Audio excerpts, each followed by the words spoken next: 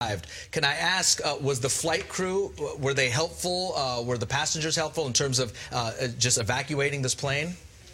Yeah, I think altogether, a lot of people were speaking Korean and maybe have pretty weak English, and so they were able still to, I think everybody was pretty respectful, helping and not pushing each other over, and we tried to move as fast as we could. So a lot of commotion again. Okay, Benjamin Levy is with us. And Benjamin, did you see anyone injured with your own eyes, or anyone stuck, or perhaps left behind it? What kind of injuries did you see? I saw a lot of hand injuries and I saw a lot of hand injuries and rib injuries. The person next to me got hit pretty bad in the head. I don't know how he's doing. He seemed to be doing okay, but probably gonna have some commotions. I saw people, legs injured and heads and bruises in the ribs again because of the quite quick deceleration. I think that's what I'm being told for my condition as well.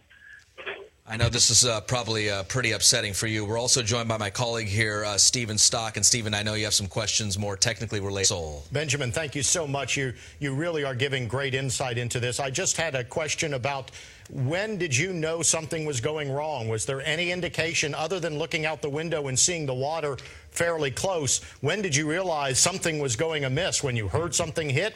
Describe it. Take us through that.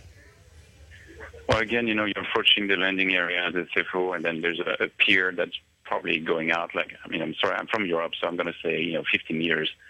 There's a few piers at the edge before you start hitting the runway. And I could see by the window next to my seat that we were very low and pretty soon. I missed the runway quite completely. And when you realize, you basically push the gas and throttle full speed, and it tried to correct and go back up again, which probably helped us a lot, because otherwise we might have hit the rocks, first instead of maybe water then rocks. I can't tell, of course, I was in the plane, but I can tell you everything was fine. Honestly, everybody was getting ready to get off the plane, and we were arrived. Everybody was getting ready to get off the plane, and we were arrived, and the weather was there. It was sunny and nice. There was no visibility issues whatsoever. The plane was doing fine. You've been listening to an interview with Benjamin Levy, who was on that flight 214 Asiana jetliner from Seoul, Korea. That was an interview done shortly after that plane did what was known as a hard landing. Did it with my colleague Raj Mathai and also with Stephen Stock. This is Jessica Aguirre joining you now. Want to continue talking about what a harrowing experience this can be. Stephen, I want to bring you into this.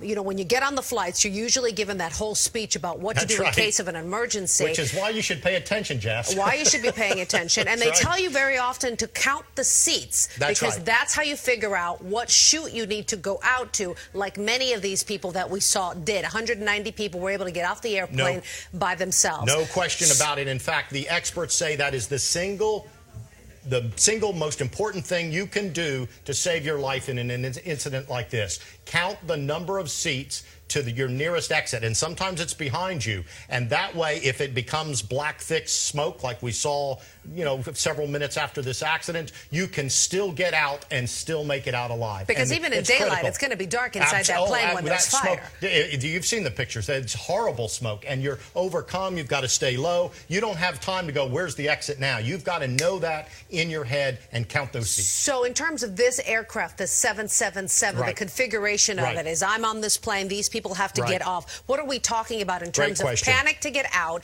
How many rows are in there, and what is the configuration of the seats? Essentially, this plane has been in service for over 2 decades. This particular plane has been flying since 2006. There are, and I counted, this is a standard configuration, 36 rows. There's 3 sections. There's first class, business class, and then commercial class, or the rest of us who can't afford first class, like me. Anyway, the 36 rows. So when we talked to Benjamin Levy, if this was configured in that way, now again, they can change the seats. He was in row 32, which means he was almost at the very rear of the plane. He probably caught a big bump when that tail hit.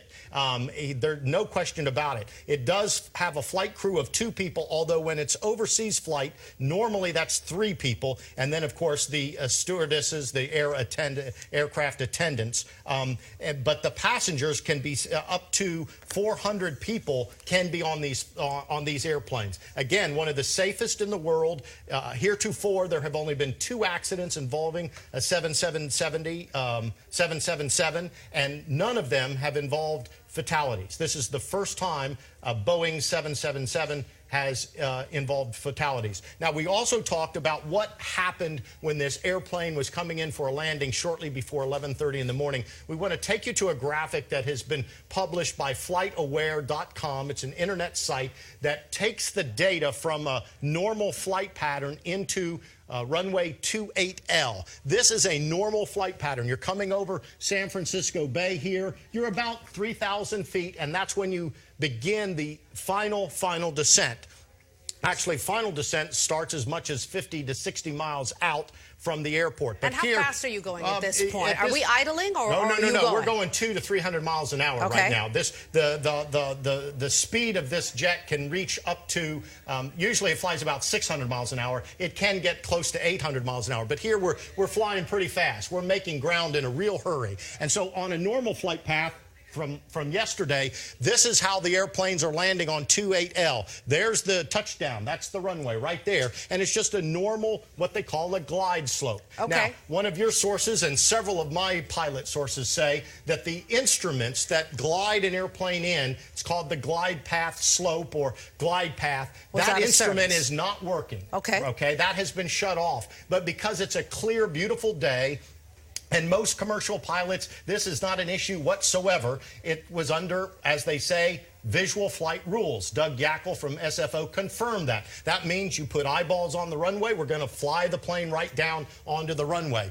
But here's what happened today. Here's the flight path. According to the data, FlightAware, look at the difference. Again, coming in from 3,000 feet, you're coming in really sharp, and this is right over the water, right here.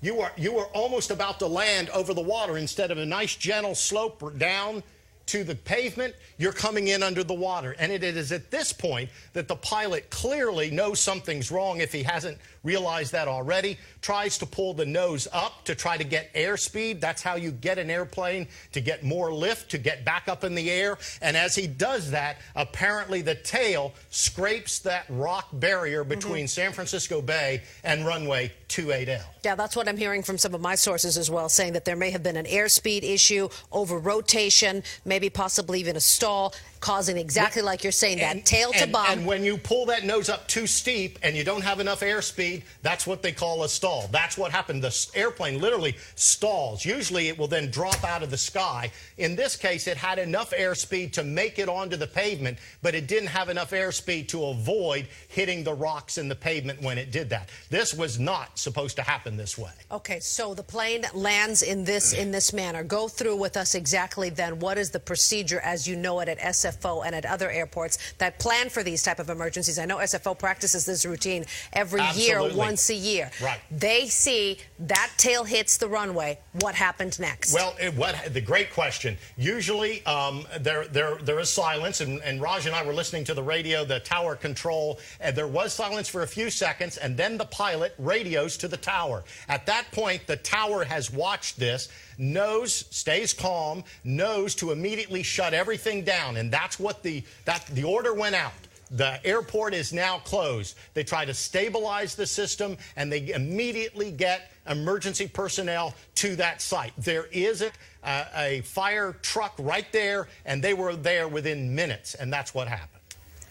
All right, Stephen Stock, stay exactly where you are. Interesting information as this continues to develop. Good evening, everyone. I'm Jessica Aguirre here, covering